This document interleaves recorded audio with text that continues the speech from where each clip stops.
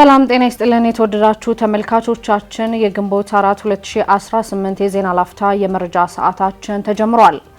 ኢትዮጵያ በምስራቅ አፍሪካ ከሚከሰቱ ግጭቶችን በመፍታትና በማርገብ ረገድ የምትጫወተው ሚና የሚደነቅ ነው ስትል አሜሪካ መግለጿን፣ የትግራይን ሕዝብ በኃይል አግቶ የያዘው የህወሓት ቡድን እንቅስቃሴ ክልሉን ለአደጋ ያጋልጣል ሲል ሳልሳይ ወያኔ ትግራይ ማሳሰቡን፣ እንዲሁም የኢትዮጵያ አየር መንገድ በአውሮፕላን ነዳጅ ዋጋ ጭማሪ ምክንያት የሀገር ውስጥ በረራዎች ብዛት ላይ ለውጥ እንደማያደርግ መግለጹን ጨምሮ ሌሎች መረጃዎችን ይዘናል። ከዜናዎቹ ጋር ራቢያ ከድር አብራችሁ ቆይታ አደርጋለሁ። አብራችሁን ቆዩ። በቅድሚያም ኢትዮጵያ በምስራቅ አፍሪካ የሚከሰቱ ግጭቶችን በመፍታትና በማርገብ ረገድ የምትጫወተው ሚና የሚደነቅ ነው ስትል አሜሪካ ገለጸች። ኢትዮጵያና አሜሪካ ግንኙነታቸውን ለማጠናከር ቋሚ የሁለትዮሽ የምክክር ማዕቀፍ ስምምነት በዋሽንግተን ዲሲ ትናንት ግንቦት 3 ቀን 2018 ተፈራርመዋል። የአሜሪካው የውጭ ጉዳይ ሚኒስትር ማርኮ ሩቢዮና የኢትዮጵያ የውጭ ጉዳይ ሚኒስትር ጌዲዮን ጢሞቴዎስ ከዩኤስ ኢትዮጵያ የሁለትዮሽ መዋቅራዊ ውይይት ጎን ለጎን መክረዋል። ውይይቱ ሁለቱ ወገኖች በቀጠናዊ ጸጥታ ግጭቶችን ለማርገብ በሚደረጉ ጥረቶችና በሁለቱ ሀገራት መካከል ያለውን ኢኮኖሚያዊ ትብብር ማሳደግ በሚቻልባቸው ጉዳዮች ላይ ትኩረት ያደረገ መሆኑም ተገልጿል። ኢትዮጵያና አሜሪካ የሁለትዮሽ መዋቅራዊ ምክክር 3 ጉዳዮችን ያካተተ ስምምነት ያደረጉ ሲሆን እነሱም በኢኮኖሚ ብልጽግና፣ በንግድና ኢንቨስትመንት፣ በመከላከያ ደህንነት እንዲሁም በቀጠናዊ ሰላምና መረጋጋት ዙሪያ በትኩረት ለመስራት ያለመ ነው ተብሏል። የአሜሪካ የውጭ ጉዳይ መስሪያ ቤት እንዳስታወቀው ማርኮ ሩቢዮ በምስራቅ አፍሪካ የሚከሰቱ ግጭቶችን ለመፍታትና ለማርገብ በሚደረገው ጥረት ውስጥ ኢትዮጵያ ወሳኝ ሚና ከፍተኛ መሆኑንም ገልጸዋል። ማርኮ ሩቢዮ ከውይይቱ በኋላ በኤክስ ማህበራዊ ትስስር ገጻቸው ባሰፈሩት መልእክት ከውጭ ጉዳይ ሚኒስትር ጌዲዮን ጢሞቴዎስ ጋር ተገናኝተው የጸጥታ አጋርነታችንን ስለማስፋትና በሁለቱ ሀገራት መካከል ያለውን የንግድ እድሎች ስለማሳደግ ተወያይተናል ብለዋል። በተጨማሪም የአሜሪካ የውጭ ጉዳይ መስሪያ ቤት የአረብና አፍሪካ ጉዳዮች ከፍተኛ አማካሪ በኤክስ ገጻቸው ባሰፈሩት ጽሑፍ በውጭ ጉዳይ ሚኒስትር ዶክተር ጌዲዮን ጢሞቴዎስ ከተመራው የኢትዮጵያ ልዑካን ጋር ስለ ህዳሴ ግድብና ስለ ቀይ ባህር የማሪታይም ደህንነት ውይይት መደረጉንም ገልጸዋል። የተፈረመው የሁለትዮሽ መዋቅራዊ ምክክር በየዓመቱ አንዴ በአዲስ አበባ ሌላ ጊዜ ዋሽንግተን የሚካሄድ ሲሆን የሁለቱ ሀገራት ከፍተኛ ባለስልጣናት ስብሰባውን በጋራ የሚመሩትም ይሆናል። የትግራይን ህዝብ በኃይል አግቶ የያዘው የህወሓት ቡድን እንቅስቃሴ ክልሉን ለአደጋ ያጋልጣል ሲል ሳልሳይ ወያኔ አሳሰበ። የህወሓት ቡድን በትግራይ የቀሩትን የተቃውሞ ድምጾችን ለማጥፋት እየተንቀሳቀሰ ነው ሲል ሳልሳይ ወያኔ ትግራይ ባወጣው መግለጫ ወቅሷል። የትግራይ ህዝብ ስልጣንን የመጨረሻ ግብ ባደረገውና የስልጣን ጥሙን ለማርካት ቆርጦ በተነሳው የህወሓት ቡድን ታግቶ እየተሰቃየ ነው ሲልም በመግለጫው አስረድቷል። ሳልሳይ ወያኔ በመግለጫው ይህ የህወሓት ቡድን ህጋዊ፣ ፖለቲካዊና ሞራላዊ እሳቢዎችን በሙሉ ረግጦ በህዝባችን ጫንቃ ላይ ተቀምጧል በማለትም አብራርቷል። ይህን ህዝባችን ያልተቀበለው ዓለም አቀፍ ማህበረሰብ ውድቅ ያደረገውና የትግራይ የፖለቲካ ኃይሎች የተቃወሙትን ህገወጥ አካሄድ ስልጣንን በኃይል የያዘ ቡድን አጠናክሮ ቀጥሎበታል በማለትም ኮንኗል። በተጨማሪም የህወሓት ቡድን ህልውና በሌለው ምክር ቤት የተለያዩ ውሳኔዎችን አሳልፎ ፕሬዝዳንት ያለውን አካል መርጧል ያለው መግለጫው ይህ በጉልበት ስልጣንን የተቆጣጠረው ኃይል ቀጣይ ስራው የቀሩ የተቃውሞ ድምጾችን መዝጋት መሆኑንም ተረድተናል ሲልም ተችቷል።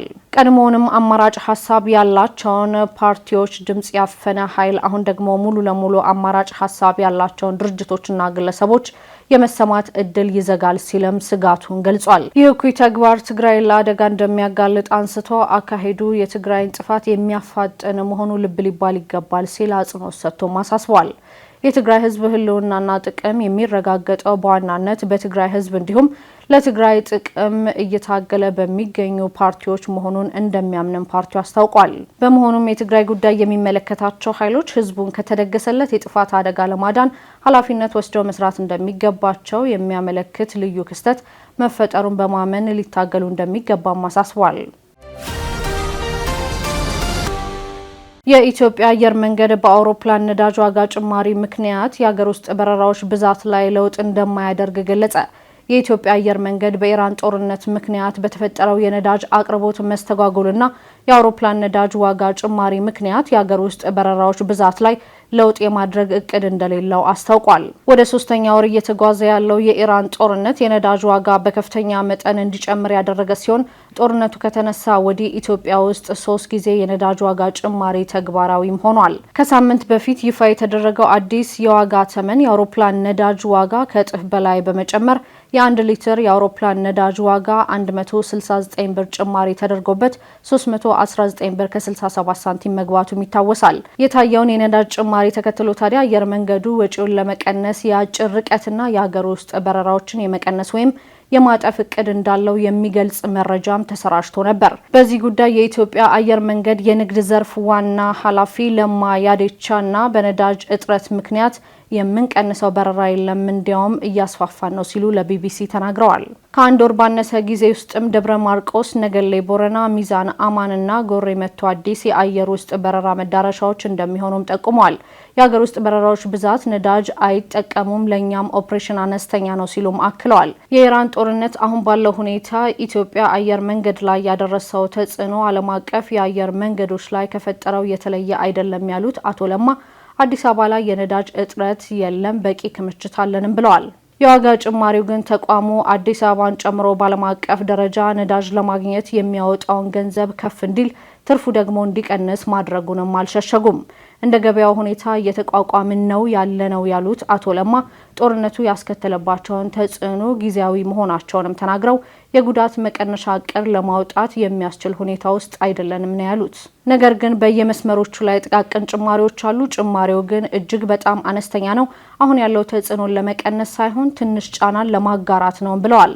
በነዳጅ ዋጋ ከፍ ማለት ምክንያት የተፈጠረው ጭማሪ ወደ ተጓዡ ለማስተላለፍ ቢፈለግ በእርግጠኝነት ደንበኛው መሸከም ከሚችለው በላይ ነው የሚሆነው ሲሉም አብራርተዋል።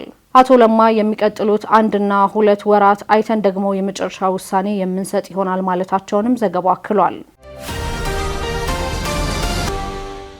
የኢትዮጵያ ሀገራዊ ምክክር ኮሚሽን ኮሚሽነር ሆነው እያገለገሉ የነበሩት አቶ ዘገየ አስፋው ከዚህ ዓለም በሞት ተለዩ። በ2014 ለሀገራዊ ምክክር ኮሚሽን ከተሾሙ 11 ኮሚሽነሮች መካከል አንዱ የሆኑት አቶ ዘገየ አስፋው ባደረባቸው ሕመም በሕክምና ሲረዱ ቆይተው ከዚህ ዓለም በሞት መለየታቸው ተሰምተዋል። አቶ ዘገየ በትምህርት ዝግጅታቸው ከአዲስ አበባ ዩኒቨርሲቲ በሕግ የመጀመሪያ ዲግሪያቸውን የሰሩ ሲሆን ሁለተኛ ዲግሪያቸውን ደግሞ በሕግ በአሜሪካ ከሚገኝ ዩኒቨርሲቲ ማግኘታቸውም ተገልጸዋል። በሙያቸው ጠበቃ የሆኑት አቶ ዘገየ አስፋው ከቀዳማዊ ኃይለ ሥላሴ ዘመን አንስቶ በተለያዩ የመንግስት ኃላፊነቶች አገልግለዋል። አቶ ዘገየ በኢትዮጵያ ፖለቲካና ማህበራዊ እንቅስቃሴ ውስጥ ጉልህ ሚና የነበራቸው አንጋፋ ምሁር፣ የህግ ባለሙያና የቀድሞ ሚኒስትር የነበሩ ሲሆን በተለይም በደርግ ዘመን የነበረውን ታሪካዊ መሬት ላራሹ አዋጅ በማርቀቅና በማስፈጸም ረገድ ግንባር ቀደም ተጠቃሽ ሰው እንደነበሩም ይነገርላቸዋል። በቀድሞ የመሬት ይዞታና አስተዳደር ሚኒስቴር፣ በግብርና ሚኒስቴር፣ በፍትህ ሚኒስቴር እንዲሁም የሰራተኛና ማህበራዊ ጉዳይ ሚኒስቴር እንዲሁም በሌሎች ተቋማት በኃላፊነት ማገልገላቸው የተገለጸ ሲሆን የግብርና ሚኒስቴርን ከ1968 እስከ 1970 እንዲሁም ከ1983 እስከ 1984 በሚኒስቴርነት ማገልገላቸው የህይወት ታሪካቸው ያስረዳል። አሜሪካ የተኩስ አቁም ስምምነቱ ጫፍ ላይ መሆኑን ስትገልጽ፣ ኢራን በበኩሏ አሜሪካ የኢራናውያንን መብት ከማክበር ውጪ አማራጭ የላትም አለች። ፕሬዚዳንት ትራምፕ 1 ወር ባስቆጠረው የኢራን ተኩስ አቁም ስምምነት በህይወት ለመቆየት እየተንገዳገደ ይገኛል በማለትም ተናግረዋል። የኢራን ምክር ቤት አፈ ጉባኤ በበኩላቸው ኢራን ጦርነቱን ለማስቆም ባቀረበችው ባለ 14 ነጥብ ሀሳብ ላይ እንደተቀመጠው አሜሪካ የኢራናውያን መብቶች ከማክበር ውጪ ሌላ ምንም አይነት አማራጭ የላትም ብለዋል። ዝርዝሩን ዳሩሰላም ተሾመ እንደሚከተለው ታስደምጠናለች። አብራችሁን ቆዩ። አሜሪካ የተኩስ አቁም ስምምነቱ ጫፍ ላይ መሆኑን ስትገልጽ፣ ኢራን በበኩሏ አሜሪካ የኢራናውያንን መብት ከማክበር ውጪ አማራጭ የላትም ስትል ገለጸች። የአሜሪካው ፕሬዝዳንት ዶናልድ ትራምፕ የኢራን የተኩስ አቁም ስምምነት ጫፍ ላይ እንደሚገኝ ተናግረዋል። የተኩስ አቁሙ ዘላቂነት በማይታመን ሁኔታ ደካማ መሆኑንም አክለው ገልጸዋል። ፕሬዝዳንቱ ትላንት ለጋዜጠኞች እንደተናገሩት 1 ወር ያስቆጠረው የተኩስ አቁም ስምምነት በህይወት ለመቆየት ለማሳየት እየተንገዳገደ ይገኛልም ብለዋል። የትራምፕን አስተያየት ተከትሎ የኢራን ምክር ቤት አፈ ጉባኤ መሐመድ ጋሊባፍ ለማንኛውም ወረራ ምላሽ ለመስጠትና ትምህርትን ለማስተማር ዝግጁ ነን ብለው በኤክስ ገጻቸው ላይ ምላሽ ሰጥተዋል። አሜሪካ ለኢራን ላቀረበችው የሰላም እቅድ ቴህራን የሰጠችው ምላሽ በዋሽንግተን ውድቅ ተደርጓል። ባሳለፍነው እሁድ ኢራን ጦርነቱን ለማስቆምና የሆርሙዝ ወሽመጥን ለመክፈት ለአሜሪካ ያቀረበችው እቅድ ተቀባይነት አላገኘም። ፕሬዚዳንት ትራምፕም ፈጽሞ ተቀባይነት የሌለው ሲሉ እቅዱን አጣጥለውታል። ትራምፕ ይህንን ካሉ በኋላ የኢራን የውጭ ጉዳይ ሚኒስትር እስማኤል ባጊ የቴህራን እቅድ ኃላፊነት የተሞላውና ቸር መሆኑንም መናገራቸው አይዘነጋም። የኢራን ምክር ቤት አፈ ጉባኤ በ14ቱ ነጥቦች እንደተመለከተው የኢራናውያንን መብት ከማክበር ውጪ አማራጭ የለም፣ ሳይቀበሉት በዘገዩ ቁጥር የአሜሪካውያን ግብር ከፋዮች ገንዘብ ይባክናል በማለትም ተናግረዋል። በኢራንና በአሜሪካ መካከል የተወሰኑ ግጭቶች ቢኖሩም የተኩስ አቁም ስምምነቱ አንድ ወር አስቆጥሯል። ፕሬዚዳንት ዶናልድ ትራምፕ የተኩስ አቁም ስምምነቱ በሕክምና እርዳታ እንደሚተነፍስ ታማሚ ነው ብለዋል። የኢራን ምክር ቤት አፈ ጉባኤ ከስምምነት ላይ ለመድረስ አሜሪካ የኢራናውያንን መብት ከማክበር ውጭ ሌላ አማራጭ የላትም ሲሉ ተናግረዋል። አፈ ጉባኤው ለፕሬዚዳንት ትራምፕ አስተያየት ምላሽ በኤክስ ገጻቸው ላይ ባሰፈሩ ጽሑፍ ኢራን ጦርነቱን ለማስቆም ባቀረበችው ባለ 14 ነጥብ ሀሳብ ላይ እንደተቀመጠው የኢራናውያን መብቶች ከማክበር ውጭ ሌላ ምንም አማራጭ የለም ብለዋል። ሌላ የትኛውን መንገድ ተከታታይ ውድቀትን ከማስከተል ውጭ ምንም አይነት ውጤቶችን አያስገኝም ሲሉም አመላክተዋል። ነገሩ እየተራዘመ ሲሄድ ከአሜሪካውያን ታክስ ከፋዮች ኪስ የሚወጣውን ወጪ ይጨምራል በማለትም አሳስበዋል። ይህ በእንዲህ እንዳለ የኢራንን ነዳጅ ለቻይና ሽጠዋል የተባሉ 12 ግለሰቦችና ተቋማት በአሜሪካ ማዕቀብ ተጥሎባቸዋል። የአሜሪካ ግምጃ ቤት የኢራንን ነዳጅ ለቻይና የሸጡ ወይም ያዘዋወሩ ናቸው ባላቸው 12 ግለሰቦችና ተቋማት ላይ ማዕቀብ መጣሉን አስታውቋል። የኢራን አብዮታዊ ዘብ በፈጠራቸው ወረቀት ላይ ብቻ የሚገኙ ኩባንያዎች አማካኝነት በድብቅ የነዳጅ ሽያጭ እንደሚያከናውንም ተገልጿል። ብዙም ቁጥጥር በማይደረግባቸው ዘርፎች ውስጥ የሚፈጠሩት እነዚህ የይስሙላ ኩባንያዎች ነዳጅ እየሸጡ ለኢራን መንግስት ገቢ እንደሚያስገኙ ነው ግምጃ ቤቱ ያስታወቀው። ከነዳጅ ሽያጭ የሚገኘው ገቢ ለጦር መሳሪያ ምርትና ኢራንን በእጅ አዙር ለሚደግፉ የውጭ ሀገራት ቡድኖች እንደሚውልም ገልጿል። የአሜሪካ የግምጃ ቤት ጸሐፊ ስኮት ቤሰንት የኢራን ወታደራዊ ኃይሎች አቅማቸውን ለመገንባት እየሞከሩ ነው፣ እኛም የምጣኔ ሀብት ጫና ማሳደር እንቀጥላለን ሲሉ ተናግረዋል። የኢራን መንግስት የፋይናንስ ምንጮችን እንዘጋለን፣ የሽብር ድርጊቶችን በመደገፍ ዓለም አቀፍ ምጣኔ ሀብትን የሚያናጉበትን ትስስርም እንበጣጥሳለን በማለትም አክለዋል። የተለያዩ መረጃዎችን ያደረስንበት የዕለቱ የዜና ላፍታ መረጃ ሰዓታችን የተከታተላችሁትን ይመስል ነበር። ውድ ተመልካቾቻችን አብራችሁን ስለነበራችሁ ደግሞ ከልብ እናመሰግናለን። በያላችሁበት መልካም ጊዜ